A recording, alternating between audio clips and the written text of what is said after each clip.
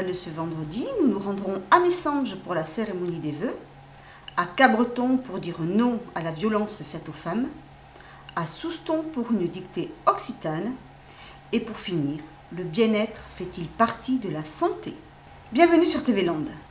Hervé Bouhiri a profité des vœux de Messanges pour présenter les agents de recensement, les actions réalisées en 2012 par la commune, les agents communaux et les élus messangeaux. Mesdames, Messieurs, avant de commencer, je voudrais saluer les nouveaux arrivants de Messanges Slimana, leur souhaiter la bienvenue et vous dire à tous que cette année nous sommes en recensement, année de recensement, objectif 1500 habitants, non je plaisante, c'est sûr qu'on a déjà dépassé les 1000, donc je ne sais pas combien on va être, on verra au bout de ce fastidieux travail qui va être réalisé par trois charmantes personnes que je vais vous présenter. Alors on va commencer par la plus jeune, Géraldine Abraham, ici présente. Bonsoir à tous déjà.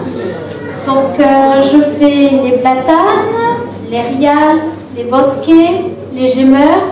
Je fais le quartier du Bail et plus un logement à Super U et un logement à la limite de Vieux-Boucan. Voilà. Alors je vais vous présenter une inconnue à Messanges, Marie Caz. Alors moi je pars de Molietz, je fais tout le côté droit de Messanges, de Molietz jusqu'à Vieux-Boucan. Et aussi le côté gauche de Molietz jusqu'à l'avenue du Coy. Après, je passe le relais à Émeric qui vient m'aider sur mon secteur qui est un petit peu grand. Voilà. Émeric Vincenti, le grand Émeric, à tout seigneur, tout honneur, qui va nous dire où est-ce qu'il va lui aussi. Partout ailleurs. Donc toute la limite d'Azur, ensuite donc, la route du quartier Calliotte même, chemin de Malcave, le Camantron, le chemin de l'usage et le chemin du Lot. Voilà. Et donc après pour aider Marie, tous les nouveaux quartiers sur la route de Molietz.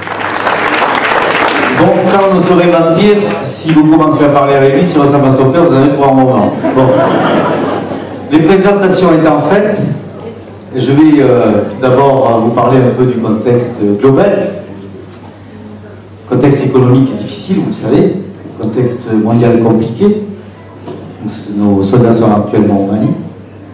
Souhaitons que ça ne dure pas trop longtemps et qu'ils puissent revenir chez nous rapidement pour leur famille. Et ça voudra dire aussi que les problèmes sont solutionnés. Contexte européen, économique, très compliqué aussi, qui nous oppose une certaine rigueur, de la rigueur, donc des budgets comprimés, donc des difficultés aussi à assumer la gestion au quotidien. Il faut espérer aussi que ça se débloque un jour, mais ça se débloquera, il n'y a pas de problème. Et contexte national, évidemment, qui dépend de tout le reste, et qui a aussi ses propres problèmes, que vous connaissez. Je pense que la presse se fait suffisamment écho de ce qui se passe au quotidien, et surtout des mauvaises choses, pour ne pas y revenir. Donc on va essayer d'être un peu optimiste et un peu positif. Je voudrais remercier les employés communaux. Et je vais les citer. Et je vais vous dire ce qu'ils font. Pour ceux qui douteraient que tous ces gens-là, qu'ils soient élus ou salariés de la commune, puissent, on ne sait jamais, vous pourriez supposer qu'ils ne font pas grand-chose. Et je voudrais terminer par une citation de Sénèque, qui dit « Ce n'est pas parce que les choses sont difficiles que nous n'osons pas, c'est notre cas, mais parce que nous n'osons pas, elles sont difficiles. Alors, osons, et je vous promets que nous allons oser. » Merci. Non à la violence contre les femmes. La journée mondiale contre la violence faite aux femmes se prépare dans les Landes. Notre journaliste vous fait partager cette préparation. À l'Estacade, à Cabreton, un groupe de femmes de tous âges s'est retrouvé en début de semaine pour préparer le grand jour, le 15e anniversaire de l'association Videt, créée par Eve Ensler, l'auteur des monologues du vagin. Cette année, parallèlement aux lectures des monologues du vagin, l'association Videt nous a demandé d'organiser ou de participer à une danse, une marche pour se lever et dire stop à la violence faite aux femmes. Et ça, c'est pour célébrer le 15e anniversaire de l'association Videt qui aura lieu le 14 février. Donc toute cette semaine et aujourd'hui précisément, nous tournons des scènes qui vont faire partie d'une vidéo. Parce que nous, on s'est posé la question comment rassembler du monde le 14 février. Eh bien en fait, on va le faire sous forme de vidéo. Donc on rassemble des personnes cette semaine pour filmer des scènes de danse, des scènes de regard qui s'éveillent, des scènes de violence suggérées aussi. Et cette vidéo, en fait, on va la transmettre à tous nos contacts, qui vont les transmettre à tous leurs contacts et à leurs contacts, etc., etc., faire une grande chaîne sur Internet. Et la vidéo sera transmise à partir du 14 février.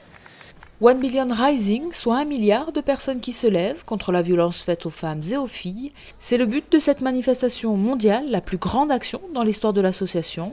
Dimanche, à Osgore, les participants se réuniront pour une grande flash mob.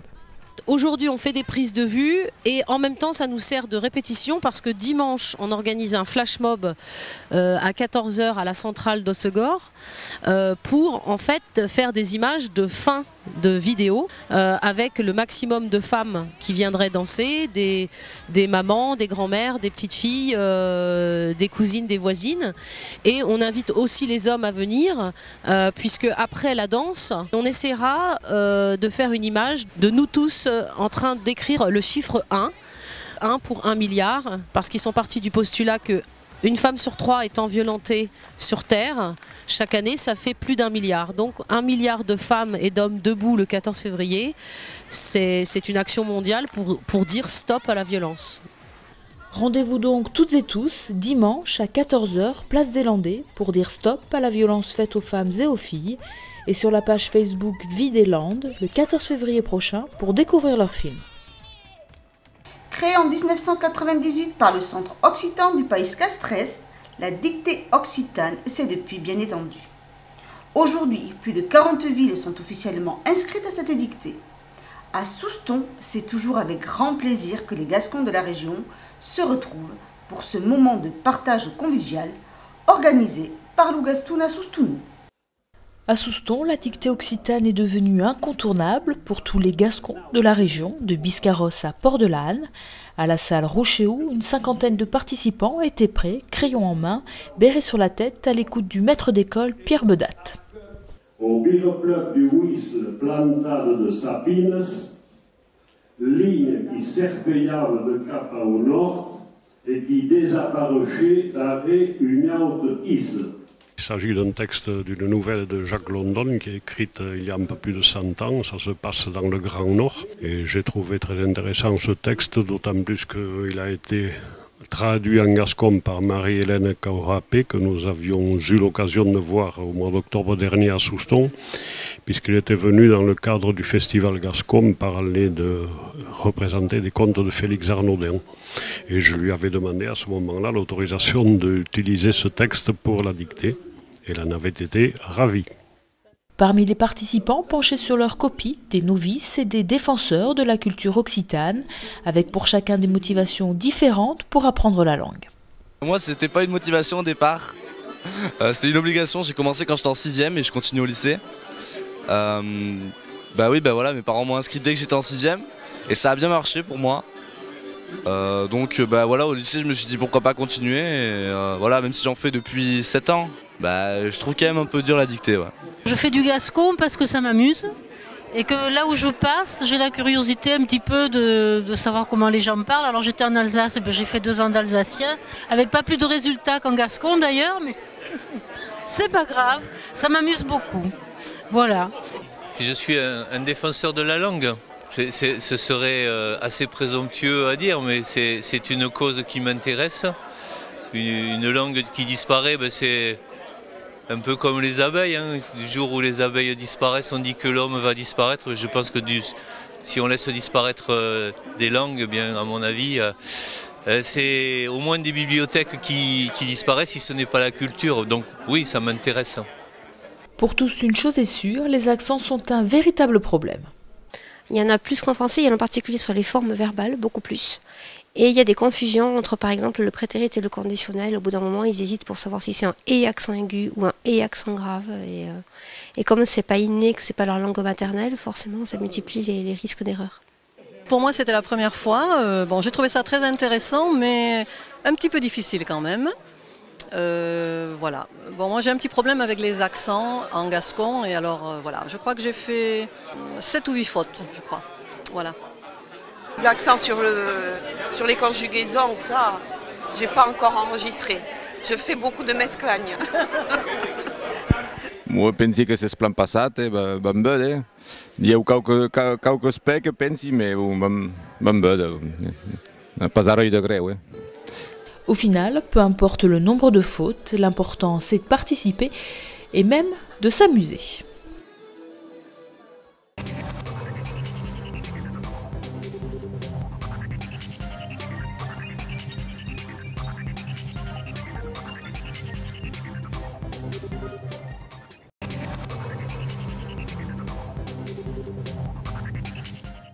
Pour être en bonne santé, on sait qu'il faut veiller à son alimentation et à son sommeil.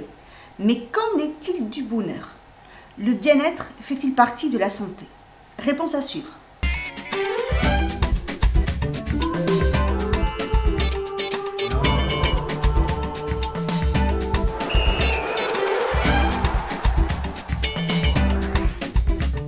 Pour moi, être heureux, ça signifie d'avoir la santé. C'est avoir sa famille et puis avoir un beau travail. Ça veut dire être bien avec soi-même.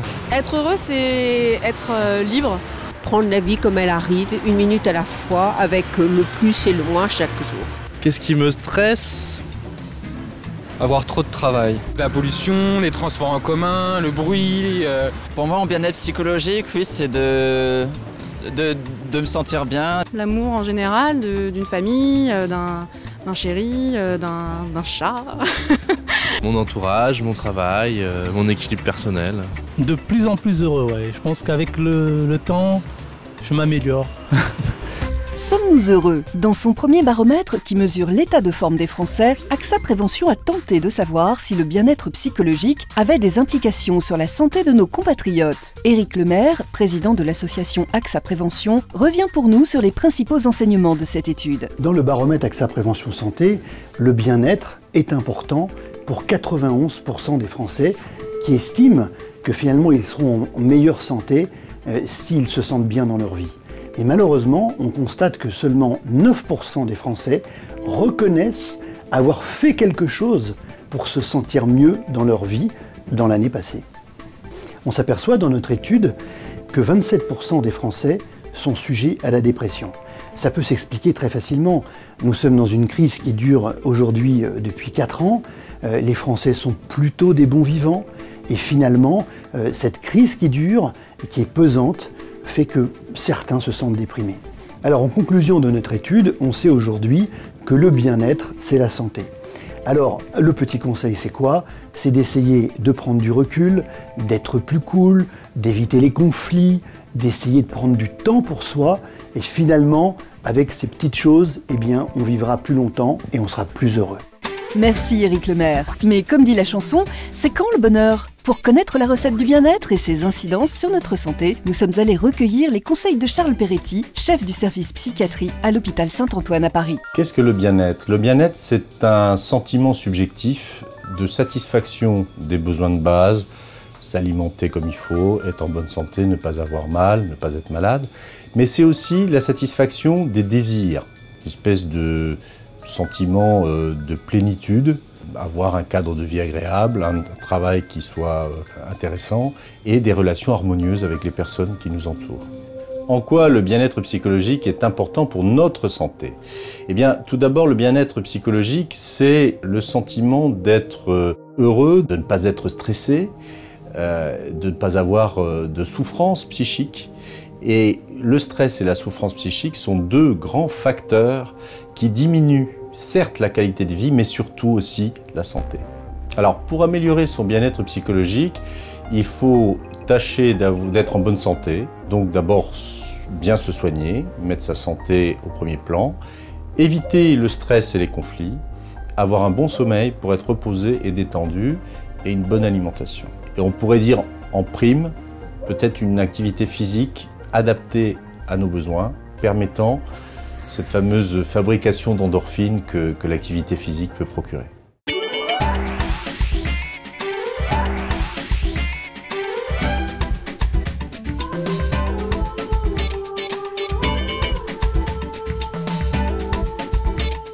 Pensez donc à cultiver le bonheur. Quant à moi, j'aurai le plaisir de vous retrouver mardi sur TV Land pour un nouveau journal. En attendant, bon week-end à tous!